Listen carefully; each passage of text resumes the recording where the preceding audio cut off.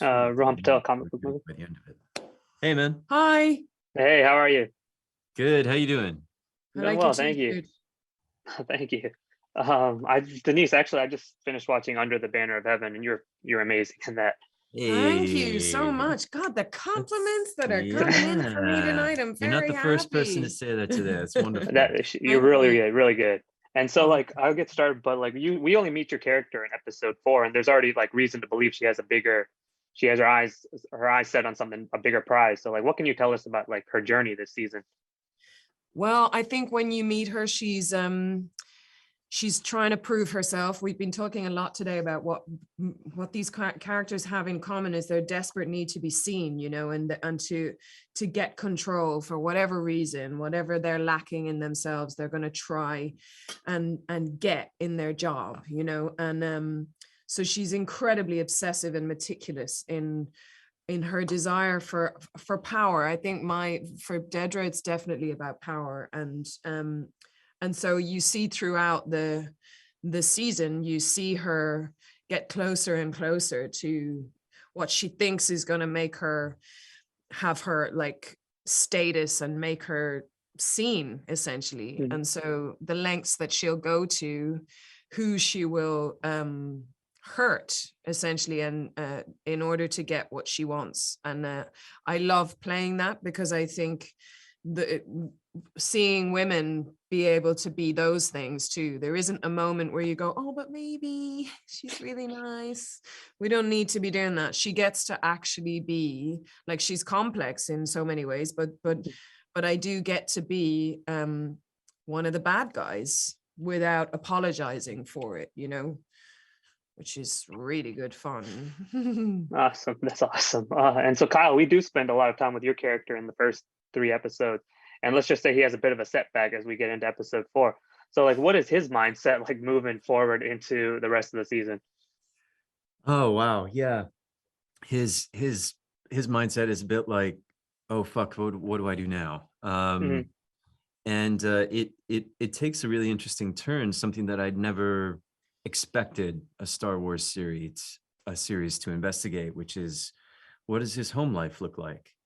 You know, he gets fired from his job and he has no other recourse but to go back home and to his mom. I mean, it's absolutely mad. It's that's so happening incredible. In Star it turns Wars. into like a Pinter play. It's like really amazing. And with the most beautiful actress playing my mother, Catherine Hunter, who's incredible. We're huge fans, like massive, from the stage. She's one of our like goddesses of the theater. You know, we would have studied her work in drama school. Like, this is a woman that I mean, Fiona Shaw also, she was on the front cover of a play that I did in drama school. These are like my theater heroes. And here we are getting to like be in Star Wars with them. Yeah. And you're in like a space apartment.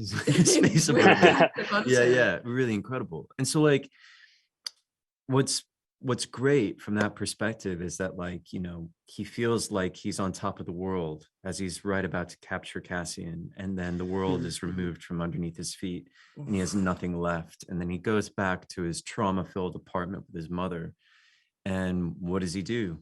And it's such a human kind of story of him then trying to figure out what's my navigation now. And then he crosses paths with Dedra, and that like hitches his wagon to exactly that like instigates a fire. He gives him back the fire of like, oh no, there's another person like me out there that wants what I want, and she's doing it in a really great way. And so he gets his fire back, and then they live happily ever after. Awesome. And like you guys both mentioned, like that you were both accomplished like theater actors, and like Star Wars is described as like the biggest space opera. So like, how does that like? And you're working with so many like Fiona Shaw and like so many other people that are also like well versed in that world. And so like, how's your approach when you're approaching something like Star Wars, which is just this massive like sci-fi universe?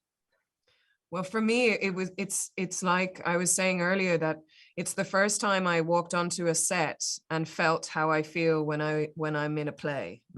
That never happens. It just doesn't. and yet something about this, because it exists in all its operatic form already, and you're stepping into this thing that can hold, like it's like a pulsating entity already. And then the writing was so good that all you have to do is dance. And it was, and the way that it was, the way that it's constructed, all the storylines in this show, the way everyone is looked after, like my attention to detail thing is, that's what you get in the theater. Like you're constantly finding the new details and shining and touching up and polishing, and you can do a run for like 6 months, and you want to feel on your last night that you're just getting started. And that's how working on this felt. It felt like, and I'm going to get to go back and do more, like we're going to do more things together.